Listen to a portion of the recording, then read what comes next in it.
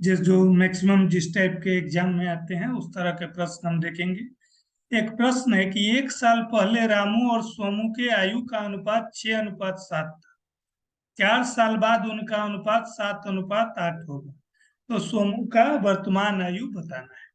तो अब देखिए, इसमें नॉर्मल जनरल प्रश्न में क्या करता है, वो बोलता है कि किसी भी दो का वर्तमान में आयु का अनुपात 6:7 है, और आगे कुछ साल बाद का बताता है। इस प्रश्न में भिन्न क्या है कि वो 1 साल पहले का रामू और सोनू के आयु का अनुपात बता रहा है, 1 साल पहले का अनुपात बता रहा है, और फिर वर्तमान से 4 साल बाद का बता रहा है, और हमें आयु बताना है। तो देखिए, हम क्या करेंगे, हमारे पास दो तरीके हैं। या तो हम वर्तमान के आयु के अनुपातिक राशि को x मान लेंगे, तो वर्तमान का आयु 6x और 7x, फिर 1 साल पहले का निकालेंगे। या उससे इजी तरीका होगा कि हम 1 साल पहले की आयु को ही क्या मान लेंगे, 6x और 7x मान लेंगे। तो अब अनुपात कितना है, 6:7। तो अनुपात के किसी भी प्रश्न में अनुपातिक राशि तो मानना ही है। अनुपातिक राशि हो गया x। तो रामू की आयु 1 साल पहले कितनी थी, क्योंकि 1 साल पहले का ये अनुपात है, 6x, और सोमू का आयु 7x। अब 4 साल बाद, 4 साल बाद कब से, वर्तमान से 4 साल बाद। तो अगर 1 साल पहले से देखेंगे तो कितना साल होगा, 4 साल अभी से और 1 साल पिछला, मतलब 5 साल बाद। ये 5 साल, 1 साल पहले के 5 साल बाद का अनुपात 7:8 है। तो पहले हमने मान लिया 6x और 7x। अब क्वेश्चन क्या कह रहा है कि वर्तमान से 4 साल बाद उनकी आयु का अनुपात 7:8 होगा। लेकिन अगर 1 साल पहले से देखें तो 5 साल बाद का अनुपात 7:8 है। तो हमने तो 1 साल पहले की आयु को ही 6x 7x माना है। तो अभी हम क्या करेंगे कि वर्तमान से 4 साल बाद उनकी आयु कितना हो जाएगा, 6x + 5, क्योंकि ये 1 साल पहले का है तो 4 1 5 जुड़ गया, और उसमें 7x + 5, क्योंकि हमने 1 साल पहले की आयु को x माना है। नॉर्मल कंडीशन में यहाँ 4 जोड़ते हैं, यहाँ 5 जोड़ेंगे, क्योंकि 1 साल पहले का मान। अब प्रश्न के अनुसार क्या कह रहा है, 6x + 5, इन दोनों का अनुपात, 4 साल बाद इनकी आयु का अनुपात दिया गया है, ये है 6x + 5। इसका 7x + 5, इन दोनों का अनुपात है 7/8। ठीक है, तो नॉर्मल क्वेश्चन है, क्रॉस मल्टीप्लाई करेंगे, 8 से ये गुना हो जाएगा, ये 7 से ये गुना हो जाएगा, ये 8 छके 48, और 8 पचे 40, और 7 सते 49, और 7 पचे 35। 48x में 49x इधर आएगा तो -x, 35 - 40 -5, तो x = 5 आ जाएगा। ठीक है, अब हमें क्या करना है, इससे हम क्या निकाल लेंगे, हमें सोमू का आयु वर्तमान आयु बताना है। तो सोमू का अभी के हिसाब से हमारा आयु कितना आ जाएगा, ये 7x आया। हमने क्या माना था, 1 साल पहले का आयु 7x माना था। तो 7x का वैल्यू कितना होगा, x आया है 5, 7 × 5 35। ये 1 साल पहले का आयु है, तो 1 साल बाद का आयु कितना हो जाएगा, 35 और 1 36। तो हमारा ऑप्शन हो जाएगा डी। अब यहाँ देखिए, यहाँ हम एक चीज और कर सकते थे इस प्रश्न में, इस सभी प्रश्न में इस तरह से इजी होगा जरूरी नहीं है, लेकिन आप एक बार चेक कर लीजिएगा, इससे काफी आसान हो जाएगा, सॉल्व नहीं करना पड़ेगा। जैसे क्या कह रहा है कि सोमू का वर्तमान आयु को मान लीजिए, हम ऑप्शन से चेक कर लेंगे, मान लेंगे हम पहला ऑप्शन मान लिया कि वर्तमान आयु 24 है। तो 1 साल पहले का आयु कितना होगा, 24 में से 1 माइनस होगा 23। 1 साल पहले अनुपात कितना था सोमू का, सोमू का और रामू का 6:7, मतलब यहाँ वैल्यू क्या है, 7 है, और यहाँ 24 में से 1 घटाने पे क्या आ रहा है, 23 आ रहा है। 7 से तो 23 डिवाइड ही नहीं होगा, तो ये वाला ऑप्शन नहीं हो सकता। इसी तरह 30 में भी 1 घटाएंगे तो 29 आएगा, वो भी 7 से नहीं कटेगा। 32 में 1 घटाएंगे, 31 आएगा, वो भी 7 से नहीं कटेगा। 36 में 1 घटाएंगे, 35 आ रहा है, वो 7 से कट रहा है।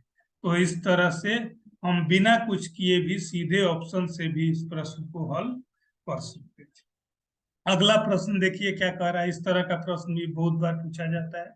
35% of A is equal to 55% of B, A और बी का अनुपात बताना है। ए का 33% ऑफ ए जो है वो 55% ऑफ बी के बराबर है।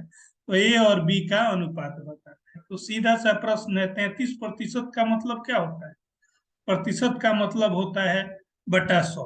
ए का 33% का मतलब गुना 33% मतलब 33/100, ए गुने 33/100, बी गुने 55/100। दोनों के नीचे 100 है, 100 को इग्नोर करेंगे तो हमारा आ गया 33 ए बराबर 55 बी। तो ए बट्टा बी कितना हो जाएगा? जब बट्टा में आएगा तो ये 55 ऊपर आ जाएगा, ये नीचे आ जाएगा, ए बट्टा बी आ गया। इसको काट देंगे, 11 पचे 55, 11 तिया 33। तो हमारा इजीली आ गया। दूसरा विधि आसानी से, अब ये तो हमने प्रोसेस से पहली बार किया, अब आगे अगर हम सीखे रहेंगे तो इस तरह का प्रश्न जैसे ही आए आपको कुछ नहीं करना है, उल्टा कर देना है। पहले ये वाला वैल्यू लिख देना है, बटा में ये वाला वैल्यू लिख देना है, 55 बटा में 33। जो हमारा आ जाए वो ए और बी का अनुपात। अगला देखिए, अगला प्रश्न क्या कह रहा है, what is the value of 68% of 2/5 of 550। 550 के 2/5 भाग का 68% कितना होगा? तो सीधे देखिए, 550 का क्या निकालना है, 2/5 भाग निकालेंगे। 550 का 2/5 भाग कितना होगा? 550 गुने 2/5, 5 से कट गया 110 गुने 2, 220। पहले हमने निकाल लिया 550 का 2/5 भाग, ये आया 220। अब हमें जो भी ये संख्या है इसका 68% निकालना है। प्रतिशत का सीधा ही मतलब है, जितना प्रतिशत का है उतना बटा 100। तो 220 का 68% बराबर 220 गुने 68/100। काट पीट आप करेंगे, 68 दूनी 136 और 13.6, 149.6 हमारा उत्तर आएगा। अगला देखिए, अगला प्रश्न क्या कह रहा है, if 24 is deducted from 45% of a number, result becomes 48, what will be 3/8 part of that number? यदि एक संख्या के 45% से 24 घटाया जाता है, कोई संख्या है जिसका 45% भाग लेके अगर उसमें से हम 24 घटाएं तो परिणाम आता है 48। इस संख्या का 3/8 भाग कितना? सिंपल प्रश्न है, कुछ नहीं करना, जो दिया है पहले संख्या तो नहीं मालूम है, एक्स मान लेना है। क्या कह रहा है, संख्या का 45%, तो पहले संख्या का 45% कितना होगा? एक्स का 45% का मतलब गुने एक्स गुने 45/100। प्रश्न कह रहा है इसमें से 24 घटाया जाता है, -24, तो परिणाम कितना आता है? 48 आता है। ये बराबर में 48 आता है। समीकरण में क्या होता है, माइनस हो तो दूसरे साइड जाने से प्लस हो जाता है। एक्स गुने 45/100 बराबर 48, ये माइनस है उधर गया प्लस हो गया, 72 आ गया। 45x बराबर 7200, 7200 ये गुना में चला गया, x बराबर 7200 बटा 45 बराबर 160। ये हमारा संख्या आ गया। लेकिन पूछ क्या रहा है, संख्या नहीं पूछ रहा है, पूछ रहा है what will be 3/8 part of that number. उस संख्या का 3/8 भाग कितना होगा? तो 108 का 3/8 कितना होगा? 160 गुने 3/8, 8 से कट गया 20, 360। अगला प्रश्न क्या है, 30% ऑफ ए नंबर इज 190.8। एक संख्या का 30% जो है वो कितना है? 190.8 है। What will be 175% of that number. एक संख्या का 30% 190.8 है, उसी संख्या का 175% कितना होगा? ठीक है, तो सीधा सा प्रश्न है। संख्या को हमने x मान लिया, संख्या का 30% मतलब 30/100 का वैल्यू दिया हुआ है, 190/8, x गुने 30/100 बराबर 190.8। ये आ गया 30x गुना में, और ये 100 और 190.8 क्रॉस मल्टीप्लाई गुना में चला गया, बराबर 19,080। तो x आ जाएगा 19,080 भागा 30 बराबर 636। अब इस संख्या का जो भी संख्या आया इसका 175% निकालना है। कुछ भी प्रतिशत निकालना हो, सीधे क्या करना है, जो प्रतिशत दे रहा हो दैट बटा 100। तो 636 गुने 175 बटा 100 बराबर 1113। अगर सिंपल अब एक बार इस तरह का कर लिया तो आगे पूरा प्रोसेस में नहीं जाना है। सीधे आपको क्या लिखना है, जो ये मान दिया हुआ है वो वैल्यू लिखना है, और दूसरा जो पूछ रहा है वो वैल्यू लिखना है, और भाग में ये जो जितना प्रतिशत दिया हुआ है उससे भाग कर देना है। 190.8 गुने 175/30 बराबर 1113। आगे देखिए आगे क्या कह रहा है। टू नंबर्स आर, दो संख्या एक तीसरी संख्या से क्रमशः 20% और 50% ज्यादा है, उन दो संख्याओं का अनुपात क्या होगा। क्या कह रहा है, दो संख्या है, दो दोनों संख्या, एक तीसरी संख्या कोई है उससे, एक पहली संख्या जो है वो उस तीसरी संख्या से 20% ज्यादा है, और दूसरी संख्या है वो उस तीसरी संख्या से 50% ज्यादा है। अब हमें इन दो पहली संख्याओं का अनुपात बताना है। तो देखिए क्या कह रहा है, मान लिया हमने, क्या मान लिया, ये तो मान ही लेना है जो नहीं मालूम है, तीसरी संख्या नहीं मालूम है। हम तीसरी संख्या को x इसलिए मानेंगे कि तीसरे से दोनों का तुलना किया, तो हमने तीसरी संख्या को x मान लिया। अब तीसरी संख्या को जब हमने x मान लिया तो क्या कह रहा है प्रश्न, पहली संख्या जो है कितना ज्यादा है इससे, तीसरी संख्या से 20% ज्यादा है। पहली संख्या तीसरी संख्या को हमने x माना है, इससे 20% ज्यादा है। 20% ज्यादा मतलब क्या है, x है, x का 20% ज्यादा है। ओरिजिनल संख्या ये है और इससे इसका 20% ज्यादा है, तो x प्लस में x का 20%, तो x प्लस x का 20% वही x गुने 20/100, तो ये कितना 20×5 = 100 आ जाएगा, x जोड़ x बट्टा 5। अब इसको लघुत्तम ले लेंगे, 5 लघुत्तम हो जाएगा, 5x जोड़ x 6x/5 आ जाएगा। ये हमारा हुआ पहली संख्या। दूसरी संख्या कितनी ज्यादा है तीसरी से, 50%। तो सेम तरीका अपनाना है, क्या करना है, x प्लस x का 50%, सेम जैसे फर्स्ट में किया था करना है। ये हमारा आ गया 3x/2। अब हमारा क्या करना है, दोनों का अनुपात बताना है, पहली और दूसरी का। पहली संख्या हमारा कितना था 6x/5, दूसरी संख्या है 3x/2। अनुपात मतलब भाग और कुछ नहीं, तो 6x/5 भागा 3x/2, तो ये दो ऊपर गुना में चला जाएगा और 3 भाग में आ जाएगा। 6x गुने 2 12x, 5x गुने 3 15 है, x x कट गया, 12 और 15 3 चौके 12, 3 पोछे 15। ये हमारा तो विधि से आया। सीधे तरीके से करना हो तो कुछ नहीं करना है, इस तरह का प्रश्न दे 100 जोड़ कितना प्रतिशत अधिक है, तो 100 जोड़ पहला संख्या कितना अधिक है 20 अधिक है, तो 100 जोड़ 20 120, और ये 100 जोड़ 50 अधिक है 150, तो 120/150 ही आएगा 4:5। ठीक है, आगे कह रहा है sum of money is to be distributed among A B C and D in the proportion 5:2:4:3। A B और सी डी में कुछ पैसे बांटे गए हैं 5 2 4 और 3 के अनुपात में। यदि सी को डी से 1000 अधिक मिला है तो बी को कितना मिला है। इसको भी सीधा क्या कर लेंगे, सिंपल सा प्रश्न है, अनुपातिक राशि x मान लेंगे, तो ए बी जहां अनुपात आए अनुपातिक राशि x मान ही लेना है। ए बी और सी डी का हिस्सा हो जाएगा 5x 2x 4x और 3। प्रश्न कह रहा है कि सी को डी से 1000 अधिक मिला, वो पैसे के टर्म में बता रहा है, तो हमारे हिसाब से सी को कितना मिला है 4x, डी को मिला है 3x। क्वेश्चन के हिसाब से दोनों का जो अंतर है सी और डी का अंतर 1000 का है, तो सी 4x माइनस डी 3x बराबर 1000, 4x माइनस 3x x बराबर 1000।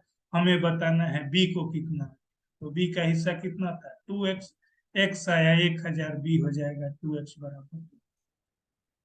ये देखिए एक समानुपात का प्रश्न है। सीधे आपको मालूम है अगर 4 संख्याएं हो तो समानुपात का सीधा फॉर्मूला है, पहली संख्या बट्टा दूसरी संख्या बराबर तीसरी संख्या बट्टा चौथी संख्या।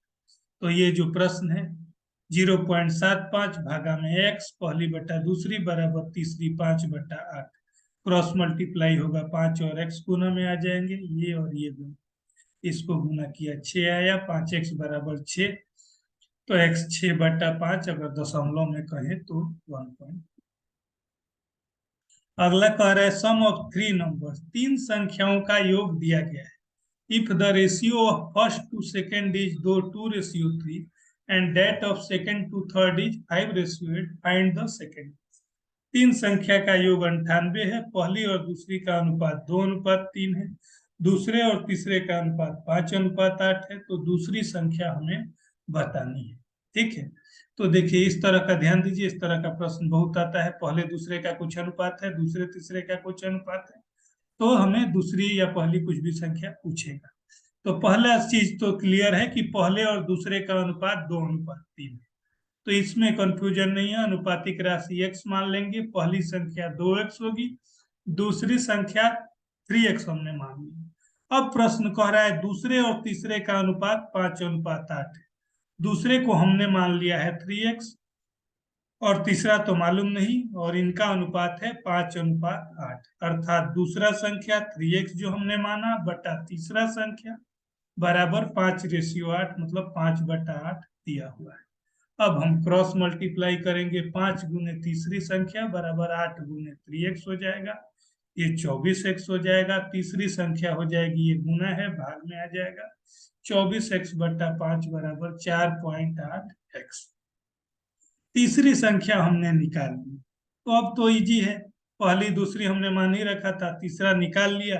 अब तीनों का योग दिया हुआ है कितना, 98। तो पहली संख्या 2x, फिर 3x प्लस तीसरी 4.8x इक्वल टू 98।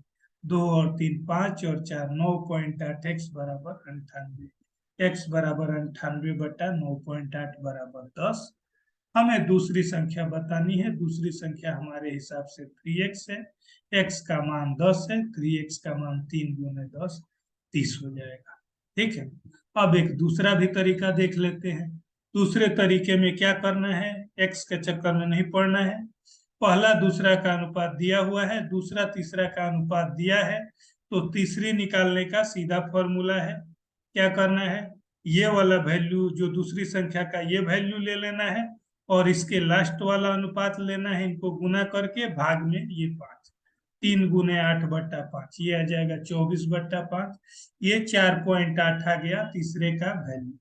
अब हमें दो भाग, 3 भाग और 4.8 भाग का मान 98 है, मतलब 9.8 भाग का मान 98 है, तो एक भाग का मान 10 हो जाएगा। तो फिर 3 भाग है दूसरी संख्या, वो हमारा हो जाएगा 30। आप दोनों तरीके से देख सकते। अगला क्या प्रश्न है देखिए, यदि 871 को 3 भागों में 1:2, 1:3, 1:4 के अनुपात में बांटते हैं तो पहला भाग कितना। अब देखिए इस तरह का प्रश्न गड़बड़ी आप कर सकते हैं। तो पहले बट्टा में जैसे ही अनुपात आ जाए क्या करना है आपको, सभी जो हर हैं उनका लघुत्तम लेके उनसे गुना कर देना है सभी संख्याओं। तो हर में क्या क्या है देखिए, 2 है, 3 है, 4 है, इनका लघुत्तम लिया तो 12 आया। तो पहला अनुपात 1/2 था, इसको 12 से गुना कर दीजिए 6। दूसरा 1/3 था, 12 से गुना कर दिए 4, और इसको 1/4 को 12 से कर दिए 3। ये हमारा असल अनुपात है सीधे सीधे टर्मों में, मतलब इन तीनों संख्याओं का अनुपात 6:4:3, 6 भाग 4 भाग 3 है। अब 6 4 10 3 13 भाग का मान है 871, तो एक भाग का मान क्या होगा, 871 भागा 13 बराबर 67। हमें बताना है पहला भाग। पहला भाग कितना है, 6 भाग है, एक भाग का मान 67 है, तो 6 भाग का मान 67 में 6 आ जाएगा। आगे देखिए, अगला प्रश्न कह रहा है 4th proportion to 5 8 15। ये इस तरह का एक पहले भी ऊपर बता चुका हूँ। 1 2 3 दिया हुआ है, चौथा हमें बताना है। सीधा हिसाब है, पहला अनुपात बटा दूसरा अनुपात बराबर तीसरा अनुपात बटा चौथा अनुपात। ये आ जाएगा 5/8 बराबर 15/x। ये हो जाएगा 5x बराबर 120, x आ जाएगा 120/5 बराबर 24।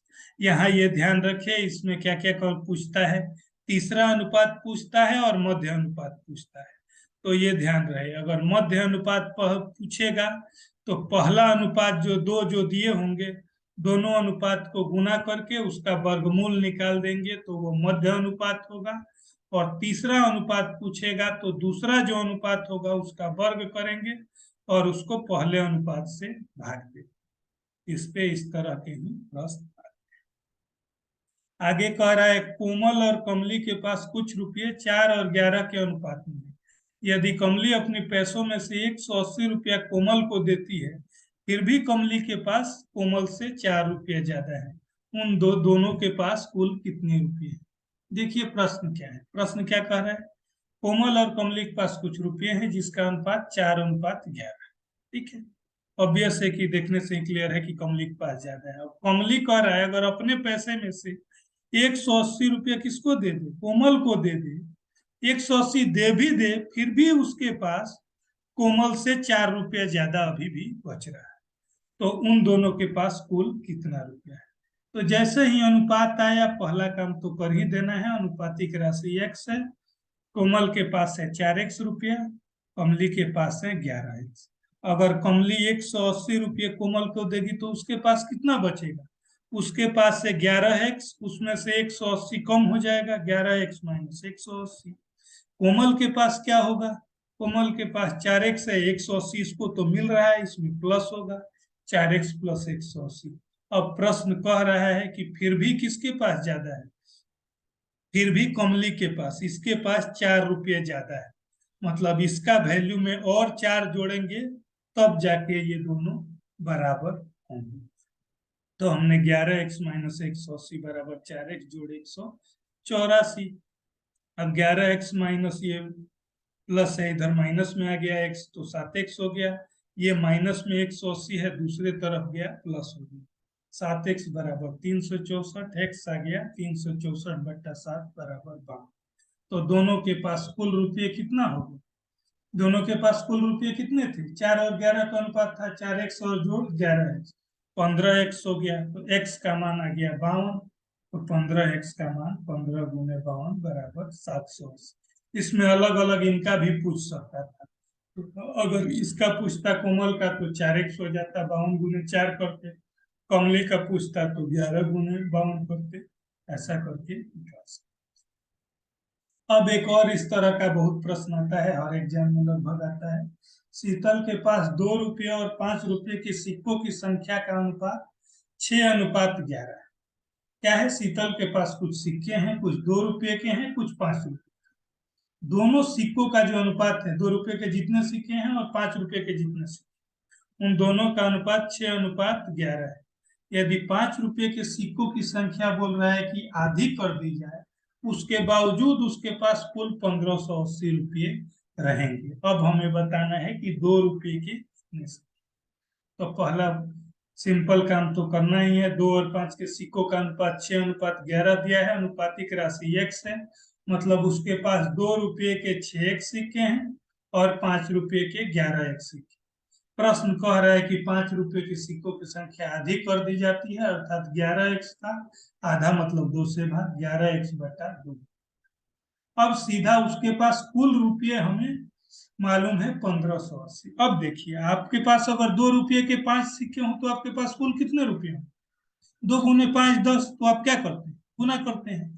तो इसी तरह अगर आपके पास 2 रुपये के 6 सिक्के होंगे तो 2 गुने 6 12, और 5 रुपये के 11x बट्टा 2 सिक्के होंगे तो 5 गुने 11x बट्टा 2 बराबर 1580। अब ये आया 12x प्लस 55x बट्टा 2 बराबर 1580। लघुत्तम कर लेंगे, हर कितना 2 आया, 12 दूनी 24 और 55, 1580 गुने 2, ये आ गया 79x बराबर 3160। x आ गया हमारा भाग करके 40। ये x क्या आया? अनुपातिक राशि। अब हमें 2 रुपये के सिक्कों की संख्या कितनी? 6x है, तो 6 गुने 40, 240 सिक्के उसके पास है 2 रुपये की। इस तरह के प्रश्न आप ऑप्शन से भी चेक कर सकते हैं। कैसे चेक करेंगे? वो दे लेंगे, मान लीजिए हमारे पास 4 ऑप्शन दे दिया हो, हम चेक कर लेंगे, और 2 रुपये के सिक्कों की संख्या मान लीजिए 240। तो प्रश्न क्या कह रहा है? तो उस हिसाब से हम लगाएंगे कि 5 वाले सिक्के का संख्या कितना है? 6:11 है, तो 440 हो जाएगा। तो फिर इन दोनों का वैल्यू अगर जोड़ के उसका 5 रुपये का सिक्का आधा कर देंगे, अगर 440 के बदले 220 अगर कर देंगे, तो 220 का अगर 5 सिक्का है तो 220 गुने 5 1100, और फिर कितना इसका, तो 240 गुने 2 480, 1100 और 480 1580 अगर आ रहा है तो ये ऑप्शन ठीक है। जिस ऑप्शन पे ऐसा आ जाए उस ऑप्शन को मानते हैं। अगला प्रश्न देखिए, इस क्रम का आज ये लास्ट क्वेश्चन है, इसके बाद फिर नेक्स्ट सीरीज जारी रहेगा, ये रेशियो और प्रोपोर्शन वाला। समान आयतन के 2 बर्तनों में दूध और पानी का अनुपात 1:3 और 2:1 है। यदि इन्हें आपस में मिला दिया जाए तो नया अनुपात क्या होगा? इस तरह के क्वेश्चन में आपको अक्सर लोग कंफ्यूज होते हैं। सिंपल देखिए, यहाँ ध्यान इस पे देना है, समान आयतन के बर्तन, तो आपको क्या करना है, जो जो संख्या इधर दिया है सबसे इजी मेथड है, उसका लघुत्तम निकाल लीजिए और उस बर्तन का आयतन उतना ही मान लीजिए। आप उसका और गुणज भी कुछ मान सकते हैं, लेकिन ज्यादा बेहतर ये है। अब यहाँ क्या क्या अनुपात है, 1 3 2, 1 1 3 2 है, इनका लघुत्तम 6 है। तो हमने मान लिया कि दोनों बर्तन का आयतन 6। तो पहले बर्तन में अनुपात कितना है, 1:3 है। कुल आयतन हमने मान लिया 6 लीटर। अनुपात अगर 1:3 है तो कितना कितना होगा, 1.5 लीटर दूध होगा, 4.5 लीटर पानी होगा, तभी तो 1.5 और 4.5 6 होगा, और 1.5 × 4.5 1 3 का रेशियो होगा। इसी तरह से जिसको अगर प्रॉब्लम है वो 1x और 3x मान के 4x बराबर 6 करेगा, वैसे निकाल सकते हैं। दूसरे बर्तन में दूध और पानी का अनुपात 2:1 है। हमने आयतन 6 लीटर माना है, मतलब कितना है, 4 लीटर दूध है और 2 लीटर पानी है। अब हमारा कुल दूध कितना आ गया, 1.5 और 4 5.5। पानी कितना आ गया, 4.5 और 2 6.5। इन दोनों का अनुपात बताना है। 5.5 बट्टा 6.5 55/65। ये 11/13।